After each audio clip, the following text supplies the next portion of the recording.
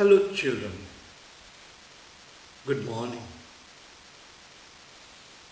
We are continuing the lesson, the third level, written by Jack Finn. We have already seen the first part of this chapter. Probably now you have understood. This chapter is dealing with escapism. We are in modern world. We are in the world where there is a revolution in the field of technology. There is an exponential increase of escapism in this information era. We have distracted ourselves from reality. We have been watching TV. We have been busy with video games. We keep on watching movies. We keep on reading books. And we go into that world. We start identifying with the characters when we watch the movies.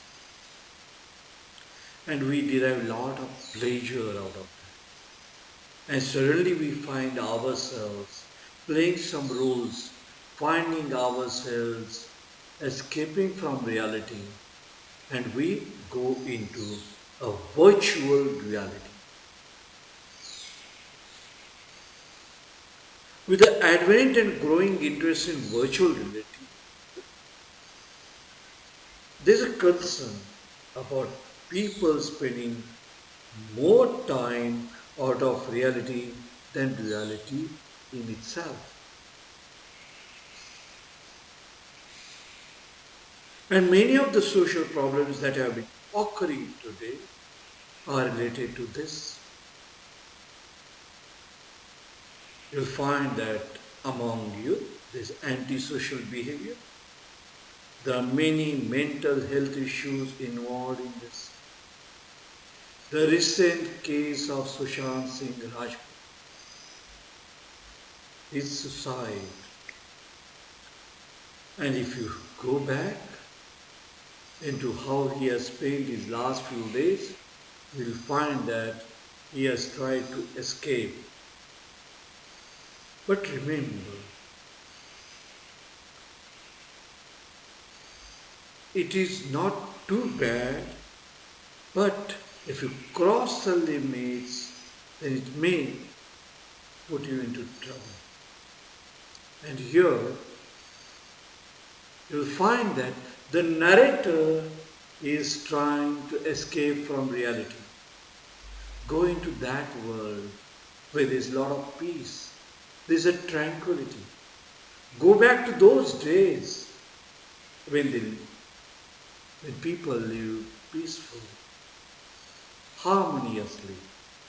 Remember, we are in modern world, and today the modern world is full of insecurity, fear, war, worry, and many other things. Let's go into the second part today. Now let us continue the story. The narrator claims that he has been on the third level of the Grand Central Station. So here he is there in the station. And what is the name of the station? Grand Central Station. Now he found an arched doorway. And there he came across the third level. So how is this third level? He is describing that where he has been. There's probably a long tunnel that nobody knows about, feeling its way under the city right now, on its way to Times Square and maybe another to Central Park. So where is this Grand Central Station? It's in New York. And those were the days when it is to go to many other provinces, many other cities. Now here he doesn't talk about subway or metros, but he talks about what? He talks about the third. Now this third level or this third way, that takes him to totally different world. He goes back into the history. Now what does he say there? He says that there is a probably, perhaps. So here he says, probably there is a long tunnel and nobody knows and it's underground. And this tunnel and there, this station is there and from there the train goes. Where does it go? Probably it takes him to that particular world. Under the city right now, on its way to Times Square and maybe another to Central Park. And maybe because for so many people through the years, Grand Central has been an exit. So that has provided exit. You go on the railway station, you see the tracks, and you go into totally different world. So it's a kind of exit. Your journey begins there. You move somewhere else. So life is a journey. Probably the writer has become more poetic and more philosophical. So once you come to that and you see the tracks, you see the pathways, you think about the pathways of life. And you start feeling that that's the way you start escaping from reality. So he has come there at the Grand Central railway station and he feels that you go to that third level and there is an exit for you, there is an escape for you and escape from reality, a way of escape. Maybe that's how the tunnel I got into. And that's how I came into this tunnel, I have got into this tunnel and then I have escaped into totally different world.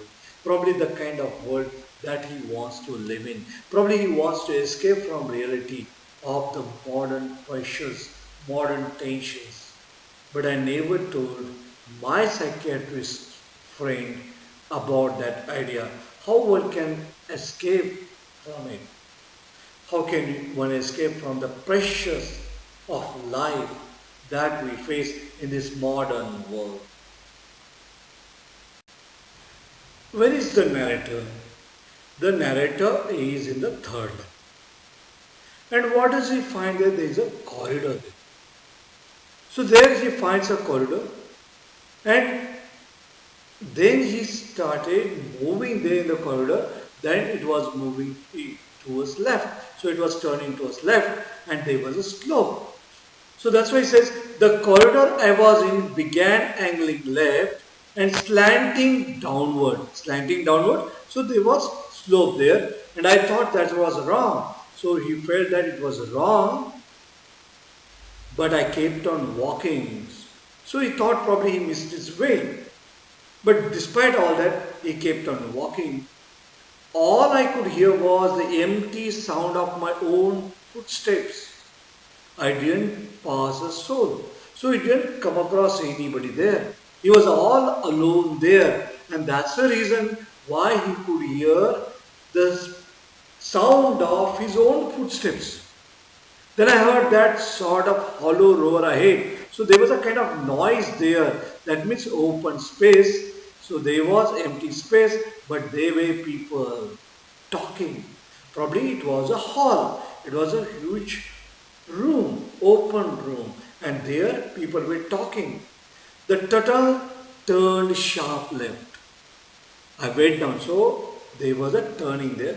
As he went into that tunnel, I went down a short flight of stairs. So he comes across a staircase there and came out on the third level at Grand Central Station. So here he says he has been there at the third level. For just a moment I thought I was back on the second level.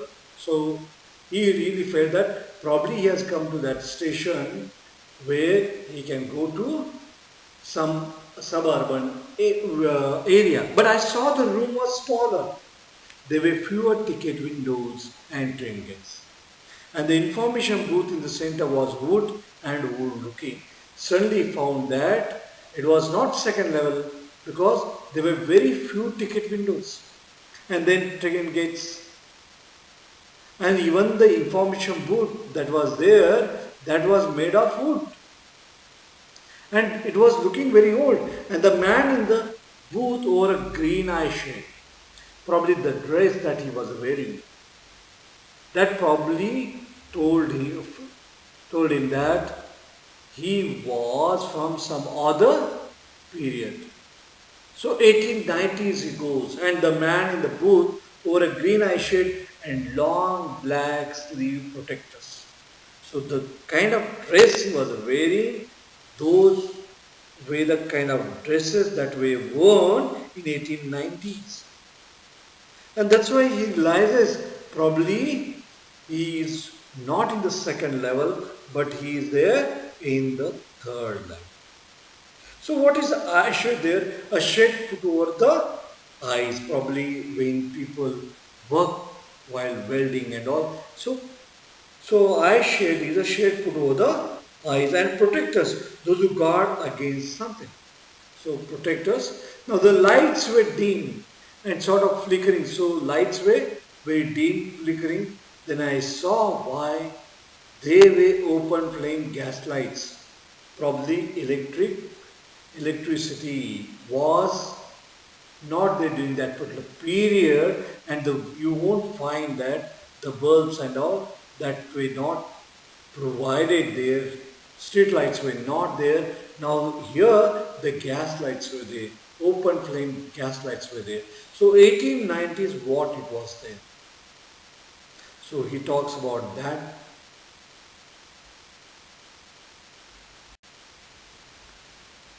It was the period of 1890s. How was the world by then? Remember, this story is written in 1950s.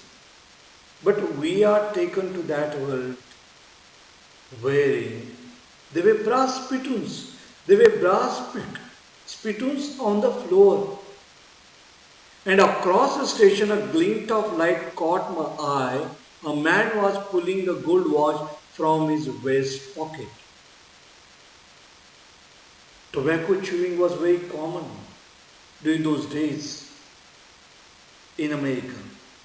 And people like to spit.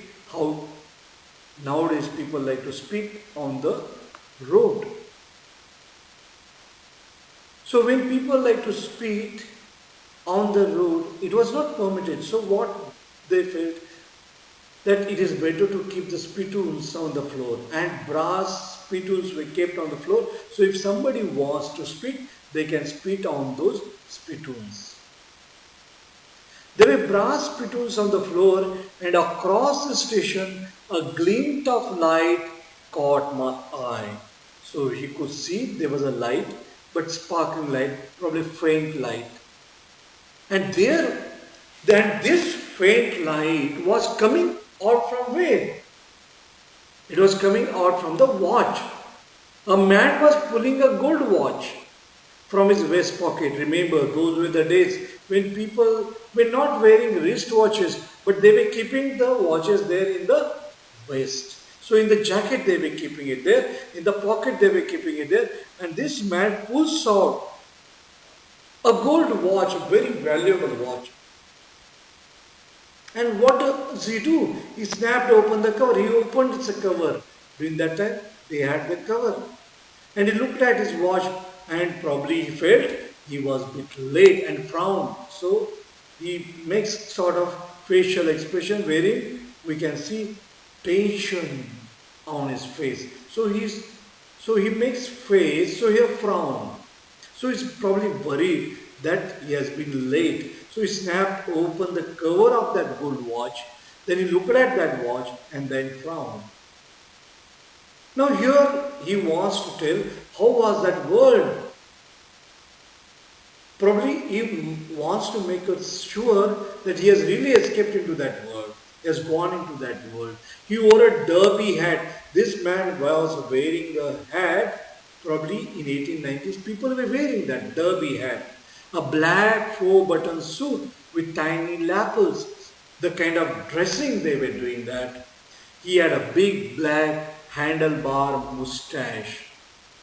And the kind of mustache they were keeping during that time, the kind of mustache they were sporting during that time. Then I looked around and saw that everyone in the station was dressed like 1890 something. So here he is quite probably sure that he has gone into that world of 1890s. I never saw so many beards, sideburns. They were keeping all that sideburns and fancy mustaches in my life. So sideburns, beards, sideways, and fancy mustaches. He refers to the handlebar mustache. A woman walked in through the train gate. She wore a dress with a leg of mutton sleeves. Now, woman's dress. It also totally different kind of dress. A skirts to the top of her high button shoes. Back of her, out on the tracks, I caught a glimpse of a locomotive. Now remember, not only the dresses of those people were wearing, not only the dresses, even the kind of mustache or beard they were sporting. Now it talks about the locomotive. It talks about the train which has got an engine, wherein the coal is used. A very small Courier and Ives locomotive with a funnel-shaped stack. So it had a funnel, probably for the smoke to go out, and then I knew. So the funnel is there so that the smoke can go out. So very small Courier and Ives locomotive of that company's locomotive engine there, wherein coal is used. So here he talks about what all they are there. Brass spittoons are there on the floor. Then earlier he has told about that. What he has told about? He has talked about gas lights instead of street lights. Then the kind of dresses people were wearing, or the kind of mustache they were keeping. So he talks about all that, how the world was in 1890s, how the people were, how the things were, how the train was. He talks about all that. To make sure, I walked over to a newsboy and glanced at the stack of papers at his feet. He's wondering what kind of world he is in. People are different, things are different, the train is different. Then he wants to assure himself that he is not in the world of 1950s. He is in a totally different kind of world. What does he do? He goes to a newspaper boy. And he sees the pile of newspapers that are there at his feet. And what does he find? He finds the newspaper, The World. It was The World.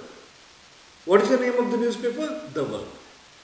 And The World hasn't been published for years. So now that newspaper is not there. So it hasn't been published for years. The lead story, the most important story there, said something about President Cleveland.